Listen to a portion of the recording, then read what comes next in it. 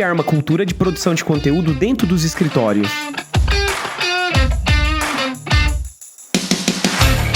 O marketing jurídico não existe sem conteúdo. Pode parecer uma afirmação radical, mas a verdade é que um bom marketing jurídico é feito com conteúdo de qualidade. E a produção desse conteúdo depende muito dos advogados, que possuem suas rotinas, seus prazos, suas equipes. Ou seja, nem sempre é possível obter conteúdo dos advogados. E aí temos um grande desafio em se fazer marketing jurídico de qualidade. Eu sou Leandro Ramos e esse é o Juridicast, seu podcast de marketing jurídico. Nesse episódio, eu tenho o prazer de receber mais uma vez no Juridicast a Vivian Coco, que é Head de Marketing Jurídico e Relacionamento com Cliente no Lix Attorneys. Vivian, seja bem-vinda mais uma vez ao Juridicast. Oi, Leandro, muito obrigada novamente pelo seu convite. É um prazer estar aqui conversando com você, com a audiência que está nos ouvindo. Legal. E Vivian, pra gente falar aqui um pouquinho sobre produção de conteúdo nos escritórios, que a gente sabe que é um grande desafio, né? Pra gente começar, qual que é a importância da produção de conteúdo dentro de uma estratégia de marketing jurídico? Olha, Leandro, eu acredito que a produção de conteúdo é fundamental para a estratégia do marketing jurídico, porque é uma forma da gente demonstrar autoridade, credibilidade, né, o conhecimento daquele escritório, dos advogados sobre os temas que são relevantes para o seu público. Outro fator que eu considero interessante da produção de conteúdo é a própria criação de um mercado. Por exemplo, eu trabalho num escritório que é muito ligado à inovação, porque a gente tem uma atuação forte na área de patentes, regulatórios, de novas tecnologias, etc. Então, muitas vezes, a gente consegue prever, através de pesquisas ou análises de dados, possíveis demandas, possíveis novos mercados e criar conteúdo que seja relevante, que apresente esse conceito ao público, né? Então, isso ajuda na criação desse mercado, já coloca nosso escritório, nossos advogados como referências principais naquele assunto que em breve vai começar a ser mais debatido. Citando aquela estratégia famosa lá do início dos anos 2000, eu acho que o ator era Kim e René, é uma ferramenta eficaz para ajudar a criar um oceano azul, né, no mercado. Além disso, criar conteúdo ajuda a educar, a informar, a engajar potenciais clientes, gera confiança, legitimidade, melhora o relacionamento. Então, assim, eu só vejo bons motivos para a gente focar nessa estratégia. E aí, Vivian, qual que é o papel do advogado nessa produção de conteúdo, né? E vou além, você acha que existe marketing jurídico sem a participação do advogado? Olha, o advogado é o principal responsável pela produção de conteúdo, porque ele detém o conhecimento técnico, né, da área. Ele tem a experiência prática sobre as áreas de atuação dele, do escritório, enfim, né? Eu não posso dizer para você que é impossível fazer um bom marketing jurídico sem a participação do advogado, porque é óbvio que existem N estratégias, ferramentas que nós, que somos da área, podemos lançar mão para auxiliar nesse processo. Mas são os advogados que, de fato, podem oferecer conteúdo técnico, precisam trabalhar junto com a gente nisso. Então, é difícil a gente pensar numa estratégia bem-sucedida, de longo prazo, que tenha grande permeabilidade, sem a participação ativa dele. E como conseguir a disponibilidade do advogado ou da advogada para produzir conteúdo diante de uma agenda que ela é puxada, né? Muitas vezes o advogado até quer produzir o conteúdo, mas não tem tempo. É o prazo, né? Ele tem prazo. Eu acho que essa é a pergunta de milhões, né? Porque se eu conseguisse te dar uma resposta única e eficaz para resolver esse problema, eu acho que eu estava rica.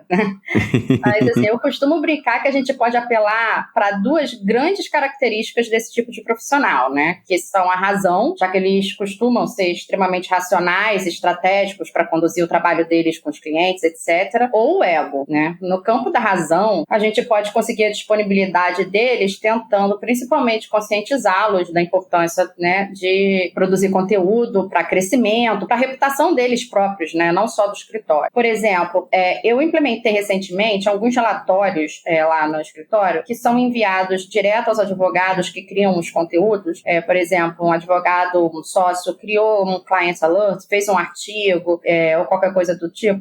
Esse relatório a gente traz as métricas de engajamento daquele conteúdo. Tanto, por exemplo, dentro do nosso mailing, né? Quantas vezes foi aberto, quantas vezes foi rejeitado, se teve clique nos links, etc., quanto nas redes sociais, né? Enfim, quais foram os potenciais leads que curtiram, que interagiram com aquele conteúdo, como ele se saiu. Eu estipulei num período de 24, 48 horas e de uma semana, né? Então, quando eu trago esses dados, eles costumam ficar mais interessados em produzir o conteúdo porque eles enxergam, eles veem realmente o potencial alcance daquilo que eles estão fazendo. Muitas vezes a gente, como profissional de marketing, a gente lida com esses dados de forma muito natural no nosso dia a dia, mas a gente se esquece que eles não possuem a visualização disso, né? E eles precisam começar a visualizar e a entender isso para realmente engajar um pouco mais e tentar organizar melhor a agenda para ajudar a gente. Mas se isso não funcionar, aí eu falo que a gente vai trabalhar no campo do ego, né? E aí é aquela estratégia clássica da comparação. Num determinado momento, eu lá no escritório eu enfrentei o que eu chamo de deserto de produção, né? Ninguém tinha tempo, ninguém queria produzir, a gente não tinha conteúdo para publicar, então eu comecei a correr atrás de sócios e advogados, né, às vezes até mais júniores, mas que eu entendia que podiam ser mais afeitos, né, receber melhor meus pedidos para produzir conteúdo. E uma vez que eles começaram a produzir esses conteúdos e os outros começaram a ver que eles estavam o tempo todo sendo publicados não só pela gente nas nossas redes sociais, mas saindo em portais, em jornais, em outros veículos, eles mesmos começaram a me procurar a equipe dizendo que queriam publicar também. Aí se mobilizaram, né? E aí viram um efeito dominó. Um começa, outro começa, eu também quero, por que só aquele sócio tá saindo? Não, eu quero sair também. Então, assim, né, se a razão não funcionar, no geral, o ego funciona muito bem, né? Mas, de qualquer forma, a gente também tem que facilitar um pouco para eles, né? Enfim, esse processo de produção de conteúdo, né? Ter ferramentas, orientações, dar os suportes necessários, enfim, para que eles consigam fazer isso de uma forma mais ágil, mais eficiente. Mas eu acho que essas são duas estratégias boas para lidar com esse problema aí do tempo. E Vivian, quando a gente fala pro advogado produzir conteúdo, muitas vezes ele acha que é um conteúdo imenso, né? E às vezes ele fala, olha, eu não vou ter tempo, não vou conseguir porque é algo complexo, eu não tenho tempo. Em se tratando de marketing jurídico, esse conteúdo tem que ser complexo, denso? Não, na verdade é o contrário. São raros os conteúdos que a gente precisa conduzir com uma complexidade, uma densidade muito grande, né? O tamanho do conteúdo que vai ser produzido, lógico, vai depender do formato, do canal, do objetivo, do público, não tem uma regra única, mas eu sempre recomendo que o conteúdo seja conciso, seja claro, seja direto, sem perder, né, a profundidade, é óbvio, mas sem ser muito extenso também. Um desafio importante, assim, que eu vejo na minha experiência é justamente a dificuldade de fazer com que os advogados produzam conteúdo que não seja extenso, né? Eles têm essa característica de produzir conteúdos muito longos. Eu acho que, assim, sei lá, em 70% dos casos que eu lido, eu preciso voltar para eles pedindo para diminuir o material que me enviaram inicialmente, né? Então, como métrica geral, eu costumo passar internamente que um artigo deveria ter entre 500 e 1.500 palavras, um vídeo, se for um vídeo para apresentar um conteúdo mais denso, 5 a 10 minutos no máximo, ou então se forem pílulas para redes sociais, 2 minutos, né? Então, eu costumo passar essas orientações para eles, mas eles têm essa dificuldade, né? Eles produzem conteúdos sempre extensos e densos. E, Vivian, o advogado e a advogada, eles estão habituados a escrever, né? E aí a questão é, esse conteúdo é apenas no formato de artigo? Não, né? A produção não se limita ao formato de texto, né? Uhum. Claro que esse é o formato preferido por eles, porque é produzindo o texto que eles trabalham, né, no dia a dia. Eles costumam ser muito bons nisso. Mas tem diversos formatos que a gente pode usar e pedir para o advogado transmitir a mensagem através deles, né? Vídeos, podcasts, webinars, infográficos, Visualó está ajudando muito com isso, e-books, newsletters, enfim, tem uma variedade grande de formatos que a gente usa. O importante, na verdade, é a gente escolher o formato que é mais adequado para o conteúdo que a gente quer passar e para o canal de divulgação que a gente vai usar para atingir aquele público, né? Essa escolha, no geral, não é uma escolha do advogado. Essa escolha tem que ter uma participação ativa do profissional de marketing ou comunicação, enfim, que é responsável ali pela estratégia do escritório. E, Vivian, como que lida com uma área, que, eventualmente dentro do escritório, que tem menos conteúdo, né? Porque a gente sabe que tem áreas que tem notícia todo dia acontecendo, leis sendo modificadas o tempo todo, mas, por outro lado, existem áreas do direito que tem menos notícias, que tem menos conteúdo supostamente a ser produzido. Eu acho que essas áreas que têm menos conteúdo são as melhores áreas. Por quê?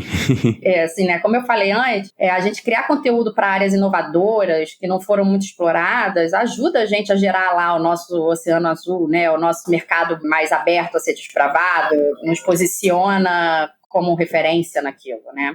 Nesses casos, a gente tem que buscar fontes confiáveis dentro do possível, quando elas existirem. Eu gosto muito de pesquisar outros mercados. Tá? Para isso. Tá. Tentar traçar um paralelo com o nosso. Seja um mercado jurídico fora do país, por exemplo, vendo que eles já, né, em que ponto eles já estão sobre aquele assunto, se já está sendo mais desenvolvido, o que eles estão falando, e seja mercados não jurídicos, mas que já estejam tratando, e tentar traduzir aquilo para as nossas necessidades e para as particularidades do nosso mercado. Então, assim, eu acho que é interessante a gente fazer esse exercício e nos ajuda também a posicionar o advogado, o escritório, de forma relevante. Interessante. E, Vivian, quando a gente observa, né, no dia a dia dos escritórios, muitas vezes os advogados falam, bom, eu não tenho tempo e eu gostaria de alguém para escrever para mim aqui um artigo, enfim, um ghostwriter, por exemplo, né? Você acha que esse modelo de produção de conteúdo para advocacia funciona? Eu acho que sim, com certeza. Na verdade, eu vejo que esse não é um uso ainda muito divulgado aqui no Brasil, mas é uma estratégia que eu vejo sendo bastante utilizada em outros países. Eu conheço casos de grandes escritórios americanos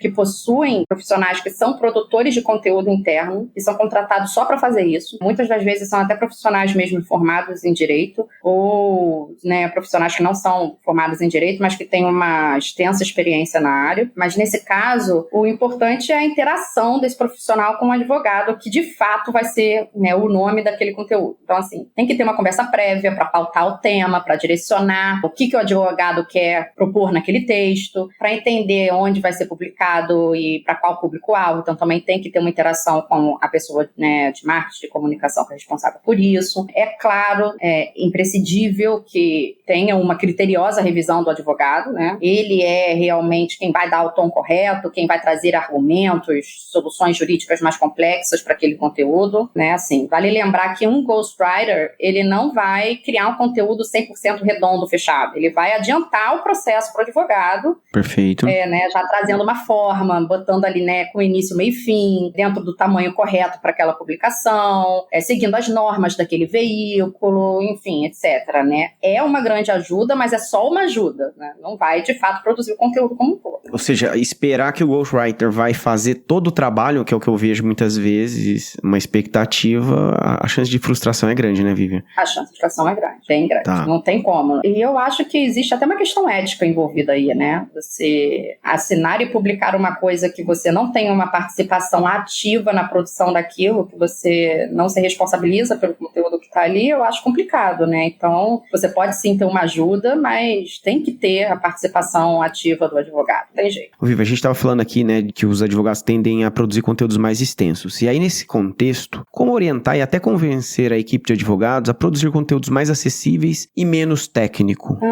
Eu acho que é preciso a gente mostrar os benefícios dessa prática, né, para eles. Tá. Nós sabemos que conteúdos mais acessíveis ampliam o alcance, a visibilidade, geram mais engajamento, aumenta as chances de conversão, né, todas aquelas métricas que a gente já conhece. A gente precisa demonstrar esses dados de forma clara para eles, seja com um relatório, por exemplo, como eu mencionei, sobre os conteúdos que eles produzem, ou então eu também gosto de fazer relatórios comparativos, né, com conteúdos similares que são produzidos por concorrentes, mas que tenham alcances melhores, justamente porque são mais compreensíveis ao público, por exemplo, né? Para eles, essa produção de conteúdo mais acessível, né, com menos juridiquês, assim, é um exercício, como qualquer produção de texto, né? Então, ele precisa ser exercitado continuamente. Com o tempo, eles vão desenvolver melhor as habilidades de comunicação, de persuasão, a didática do texto, e aí tende a melhorar. E a gente tá falando até aqui, Vivian, muito, né, da perspectiva da dificuldade, às vezes, de um escritório de advogados produzirem conteúdo. Mas, por outro lado, né, a gente observa que em grandes estruturas ou em escritórios que já tem uma cultura de produção de conteúdo, tem um desafio oposto, que é muito conteúdo sendo produzido, todo mundo querendo veicular, sobretudo nas redes sociais. E aí a questão que eu tenho é, como equilibrar isso, né? Fazer 2, 3 posts no LinkedIn e no Instagram por dia é o caminho? Olha, esse realmente esse é o problema oposto àquele do deserto, né? Exato. Aqui a gente tem que ter um planejamento estratégico, né? Que vai definir objetivos públicos, canais, formatos. É importante que a pessoa responsável, nesse caso, pelo planejamento, né? Enfim, seja, sei lá, o diretor de marketing, gerente de comunicação, o nome que o escritório der para isso, que ele tenha acesso direto aos decisores do escritório no que diz respeito aos objetivos de desenvolvimento daquele negócio, né? Essas pessoas, elas precisam entender exatamente quais são os objetivos de curto, médio ou longo prazo, quem que o escritório quer alcançar, qual prática quer desenvolver, porque sabendo disso, a gente consegue trabalhar melhor esse cronograma de produção, de publicação de conteúdos focados nessa estratégia. Assim, muitas vezes eu recebo conteúdos espontâneos dos advogados, eles escrevem artigos, produzem coisas que eles entendem, né, sobre alguma coisa que de repente eles estão estudando, pesquisando para algum caso, né? E eu tenho que pedir que eles aguardem alguns dias para que aquele conteúdo seja publicado, porque eu já tenho uma pauta importante estabelecida naquele momento e eu não posso atropelar essa pauta, porque tem um objetivo, tem uma estratégia pré-estabelecida ali. Quando isso ficar claro e quando eu consigo explicar isso para os próprios advogados, eles normalmente costumam ser flexíveis nesse sentido. Então, não tenho muito problema. E, ao mesmo tempo, voltando à questão do deserto, né? Existe alguma forma de estimular os advogados a produzir conteúdo, seja com remuneração financeira ou até incluir isso dentro da avaliação de desempenho? Ou a conscientização é a melhor maneira, Vivian? Olha, eu não acho que existe uma melhor forma. Vai depender muito da realidade de cada escritório, do perfil dos advogados, da área de atuação, do tamanho do escritório. Eu, particularmente, nunca trabalhei com modelo de remuneração financeira para produção de conteúdo, mas conheço escritórios que aplicam essa estratégia. O ideal é que se identifique o perfil e as preferências dos advogados, dos sócios daquele escritório, oferecendo os incentivos que são adequados àquela realidade, né? Mas eu acho que a conscientização é a base para qualquer forma de estímulo, né? Porque é preciso que o advogado entenda o valor, o significado da produção de conteúdo para o seu trabalho, para o seu desenvolvimento profissional e para o desenvolvimento dos objetivos do negócio, né? Então, de qualquer forma, independente de ter modelo de remuneração financeira ou não ter, sem a gente trabalhar essa conscientização interna, não vai funcionar. E, Vivian, quando a gente vê, né, a produção de conteúdo dentro do escritório, é natural ela ficar com os advogados. Mas aí uma pergunta que eu tenho outros profissionais da banca, da área de marketing, administrativa, financeira, enfim, poderiam também ou deveriam produzir conteúdo? É assim, é lógico que o advogado é o principal produtor de conteúdo, né, no escritório de advocacia.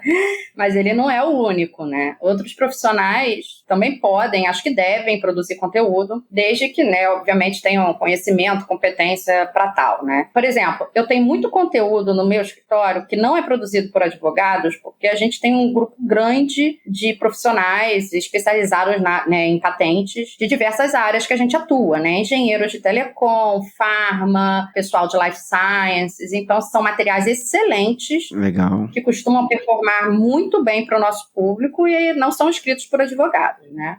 Às vezes a gente tem, inclusive, materiais híbridos, né? Que são escritos por membros dos dois lados, né? Tanto pelo nosso pessoal técnico de patentes quanto pelos advogados. Nós mesmos, né? Como profissionais de marketing jurídico, podemos produzir conteúdos sobre tendências, melhores práticas da nossa área, como a gente está fazendo aqui hoje no podcast. Sim. Eu também acompanho profissionais de sistemas, gestão jurídica, que produzem excelentes conteúdos sobre as ferramentas, processos de otimização, de organização do trabalho jurídico. Então, eu considero que inclusive, eu acho essa uma estratégia de produção de conteúdo que extrapola a área jurídica, eu acho ela excelente, porque demonstra a capacidade daquele escritório como um todo de possuir um grupo de profissionais, né, que é competente para lidar com todas as áreas que precisam existir para dar o suporte necessário para que os advogados possam executar um trabalho de qualidade para os clientes, né? Então, eu vejo de forma muito positiva. Ou seja, pode mostrar que o escritório tem uma visão mais multidisciplinar, né, de atuação. Exato, né? Eu acho que demonstra também uma profissionalização do escritório, né? A gente tem ainda essa questão da visão do escritório de advocacia de uma forma muito diferente de uma empresa, quando na verdade não é, né? É uma empresa, é um negócio. Precisa ser gerido como tal, com o mesmo profissionalismo, exige profissionais, né, da área administrativa, financeira, de marketing, de TI, de sistemas, etc., da mesma forma que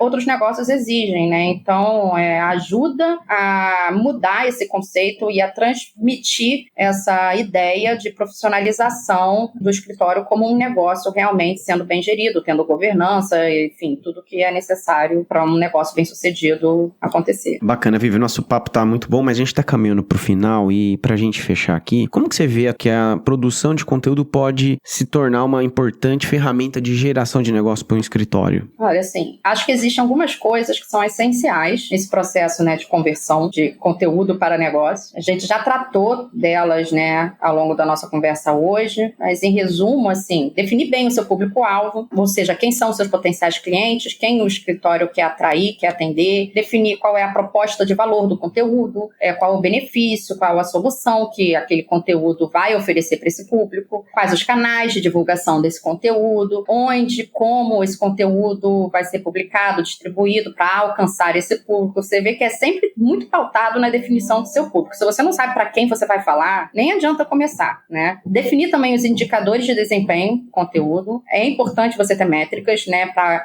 medir os resultados daquele conteúdo em termos de alcance, de engajamento, de conversão, para você não ficar focando numa estratégia que não está convertendo para você. Monitorar esses resultados, né, utilizar as ferramentas de análise desses relatórios para ajudar realmente na definição da estratégia da produção e divulgação e, é claro, produzir conteúdo relevante, né, original, consistente, com a proposta de valor, com os objetivos do escritório. Se você só produz conteúdo para dizer fulano foi para o seminário tal, saímos no Best Lawyers, etc., enfim, né, não adianta, você tem que ter uma produção de conteúdo relevante e consistente. Agora, daqui a 3 meses, também vai ser muito difícil isso se converter na geração de negócio, né? Então, como em qualquer área, relevância, originalidade e consistência são fatores essenciais. Muito bom, Vivian. Eu agradeço mais uma vez a sua participação aqui no Juridicast, tá bem? Muito obrigada, Leandro. Eu também agradeço pelo convite e fico à disposição para a gente conversar futuramente sobre outros assuntos.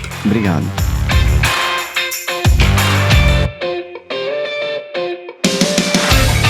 Se você gostou desse episódio, avalie a gente no agregador de sua preferência para que o Juridicast possa alcançar mais pessoas. Lembrando que o Juridicast é produzido pela agência Javali, especialista em marketing jurídico. Um grande abraço e até a próxima quarta-feira, às 7 da manhã.